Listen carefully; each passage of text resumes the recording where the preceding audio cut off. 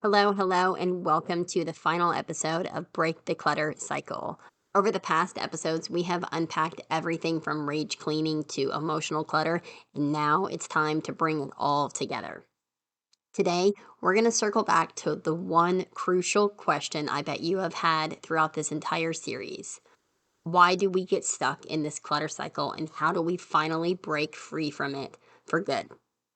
If you've been feeling a bit overwhelmed by all the advice out there, or even a bit overwhelmed by everything that I've been sharing throughout this series, or maybe you're feeling paralyzed with perfectionism, trust me, you are not alone and there is a way through this. So let's get into it. In our very first episode, we talked about the mental, the digital, and the physical clutter and how they're all linked together. So you end up trapped in an endless loop of organizing, decluttering, and tidying, and somehow the clutter still always comes back. Well, together, all that stuff, the mental, digital, and physical clutter, they create a cycle of frustration where you end up trying everything under the sun to get your house in order. But when not all of the clutter is fully addressed, it causes the cycle to repeat over and over again. So if you're just focused on the physical clutter, like most people are, because that's what we can see with our eyes and it's what is the most stressful, but you still have mental and emotional and digital clutter beneath the surface, it's going to cause the physical clutter to never really fully go away. So this entire cycle starts with overwhelm from not knowing where to start, and that leads to paralysis mindset. This is the very beginning when you first realize that you need to declutter your home. And you're literally inundated with decisions to where you can't take action at all. That's where the overwhelm comes from. But this is what I call internal clutter. And it often stems from a lifetime's worth of having emotional baggage that leads to self sabotaging behaviors.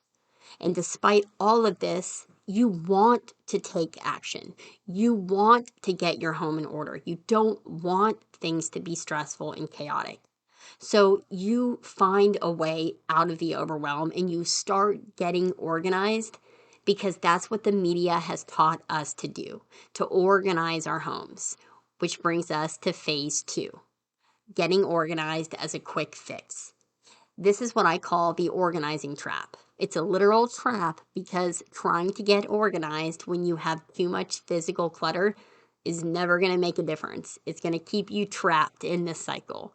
And this is very, very common because organizing is seen as the solution, primarily because there's a lot of focus in the media and from professional organizers on using organization systems like bins and labels and drawers and creating these beautiful color-coded shelves. They have these perfectly organized homes that are free of clutter and easy to tidy.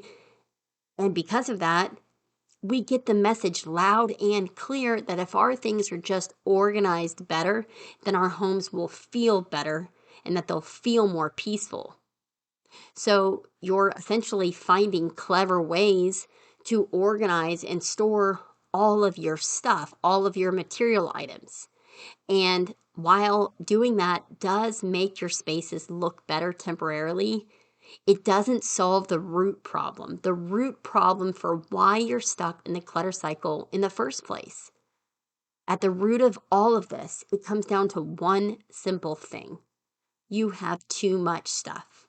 You have more stuff than you have the space for.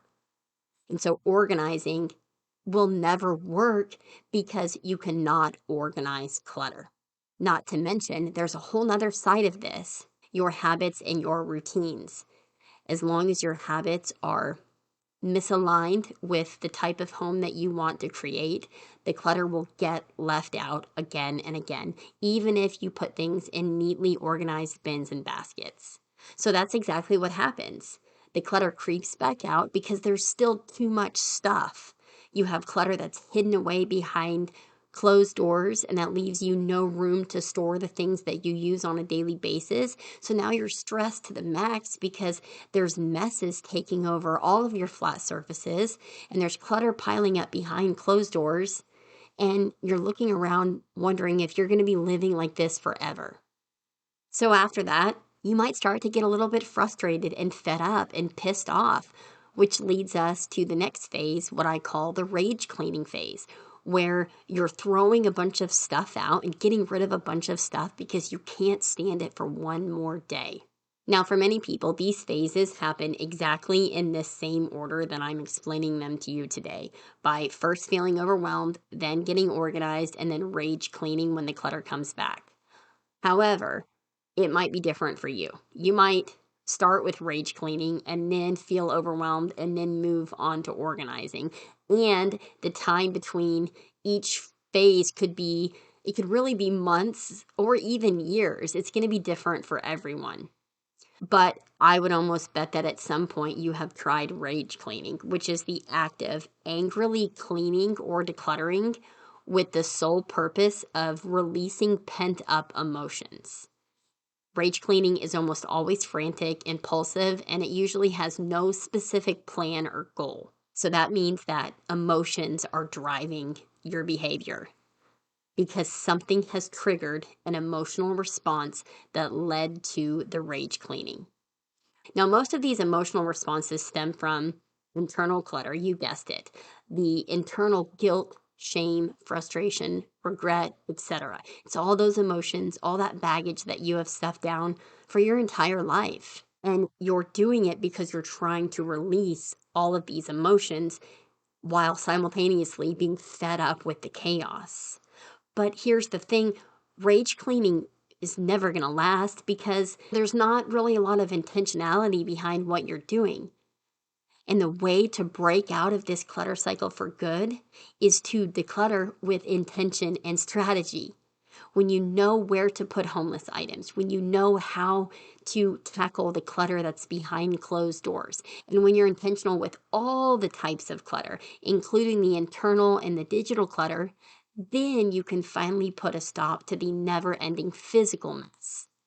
But as long as you're throwing a bunch of stuff out quickly whenever you get fed up with it, you're not tackling the root cause, and so the clutter will creep out again and again. And that brings us to the next phase in the cycle. When the clutter comes back for the third, the 10th, or the 17th time, and you start to think that it must be your fault, that you're just a naturally messy person. Many people, when they come to me, they're at this phase of the clutter cycle where they have almost given up and they truly believe that it is their fault, that they're just lazy or messy or naturally disorganized. But I like to remind my clients and my students that this is kind of a good thing because if the clutter is always coming back, that means there's a bigger pattern at play. That means it has nothing to do with you. But unfortunately, instead of recognizing that, I'll bet that you're honing in on all the ways you think you're falling short, all the ways that you're failing at managing your home. And this is really important to recognize because it means that you're internalizing all of this. And it all just feeds into the clutter cycle, creating more internal clutter, like not being able to let go, which could go much deeper than you realize. But one way to tell if you have trouble letting go is based on your online shopping carts. If you decide that you don't want to purchase something right then and there, but you don't delete it from your cart, you just save it for later, and you tell yourself, oh, I might buy this another time, that is a very good indicator that you have trouble letting go. This could also be identity and self-worth because it's very easy to tie your possessions to your sense of self. A very good example of this is I have swollen legs, I have lymphedema, I can't wear regular socks anymore. And when I started my decluttering journey, I was holding on and saving all of my socks that I didn't even fit into anymore, and I couldn't figure out why. And that's because I was identifying as someone who could wear knee-high boots and flip-flops and skirts and shorts, and that was no longer who I was. So in order for me to be able to let go of those socks, I needed to let go of that past identity and really release and accept the fact that I was never going to be able to wear knee-high boots or regular socks again. And another example is aspirational goals, where you're collecting items for projects or creative ideas that you haven't started yet, really things that you aspire to do better. like crafts or hobbies. So if you want to be a crafter and you're saving all of these craft items, but you have never taken the time to make it happen because the clutter has been stealing your time, your energy, and your joy, that's an aspirational type of clutter. And this really stems from the deep-seated emotional belief that you need to be better or do better. So, on a personal note, I was actually just doing an internal exercise yesterday. It was a quick nervous system regulation activity it was designed to bring up limiting beliefs. And my answer was very clear. I wrote down that I don't have enough and that I am not enough. And I didn't even know I felt this way. As a matter of fact, I have done a lot of work on mindset, a lot of inner work on energy and identity and regulation. And I was very certain that I always viewed myself as worthy. But that immediate response that came up without even thinking about it, telling me that I'm not enough, tells me that somewhere along the line, I developed that belief. So my point is, when you have a belief that you're not good enough or that you need to do better, you will create these aspirational goals and start collecting items in an effort to become a better person. And I realized this because I was doing the same exact thing with digital courses to learn different things.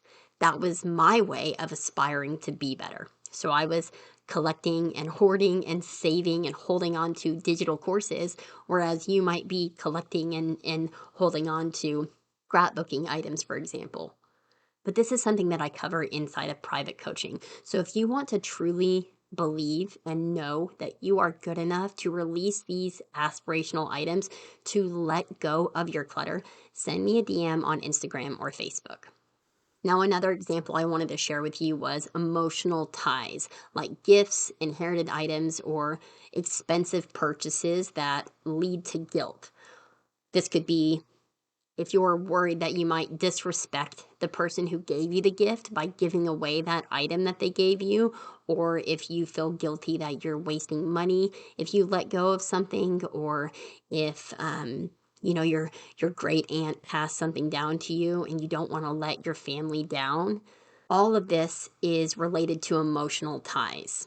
And holding on to these types of items create a sense of control or security, especially if you have faced a loss or any type of instability.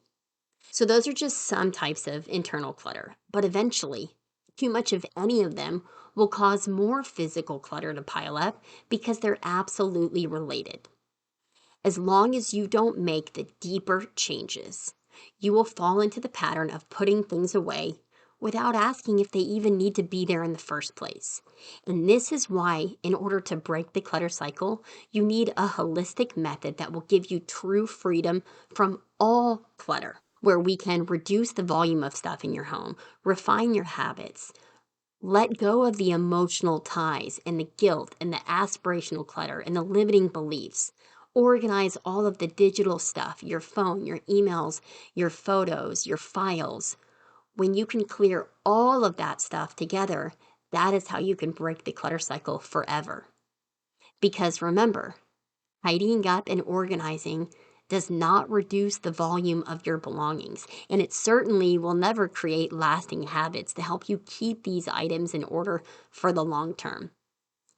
So at this point in the clutter cycle, the internal clutter is going to be on full display because the clutter keeps coming back despite literally trying everything. So the guilt has taken over. You start to truly believe that something is wrong with you, and that can lead you right back to the very beginning of the cycle of not knowing where to start. And that is how a messy mind and a messy home become a vicious cycle. You feel guilty for not cleaning, which makes you feel worse, which drains more energy, leading to more procrastination and more clutter buildup. So this emotional weight is building up over time. And every time you see a disorganized closet or a pile of stuff, that's just another tiny little ping of guilt or frustration. And when this goes unchecked for weeks or months on end, it snowballs into a burnout cycle where even the smallest tasks, the smallest chores start to feel huge.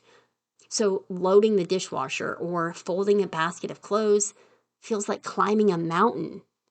And you might even avoid them subconsciously just to avoid criticizing yourself for not completing them. So you're once again looking around your messy home, not sure which step to take first, and the cycle repeats. And this is exactly what we discussed in the very beginning of the series, that feeling of where do I start? But now it's ingrained even more because you started, you tried, and you didn't succeed. But what I really want you to remember here is it's not that you can't change. It's just that the approach you're using needs to address the inner clutter and the digital clutter, not just the stuff on your floor or the piles on your counter. Because if your mind and your heart are weighed down, no amount of tidying, decluttering, or reorganizing will ever stick. You will eventually find yourself right back here, looking around at the mess, unsure how to move forward, and feeling like you failed again. So before you blame yourself, remember that it's not you that's unable to change. This podcast series has taught you anything, it's that you have what it takes to make a change. You have the desire to make a change in your home. Otherwise, you wouldn't be stuck in this cycle in the first place because you've been trying everything. So it's not you, it's just the methods that you've been using. You just need to find a method that finally takes your emotional and your mental load into account. That is why you want to focus on the inner work as much as the outer mess. That is the most important thing I could ever teach you. The inner work is just as important.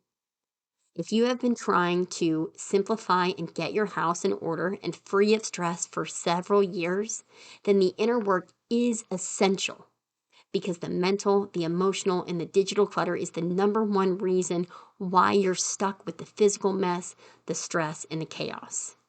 It's an endless cycle that you've been stuck in for years, like you're stuck on a hamster wheel. But don't worry, because I'm about to share a new approach that works with your real life rather than against it. So what's the solution? How do we step off this clutter treadmill once and for all?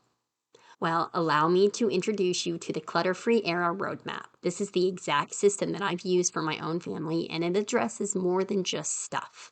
It focuses on number one, mindset, vision, and alignment, where we're going to tackle the perfectionism, the guilt, and the shame that keep you paralyzed. Because, like I've said, if we don't shift that internal clutter, no decluttering technique will stick.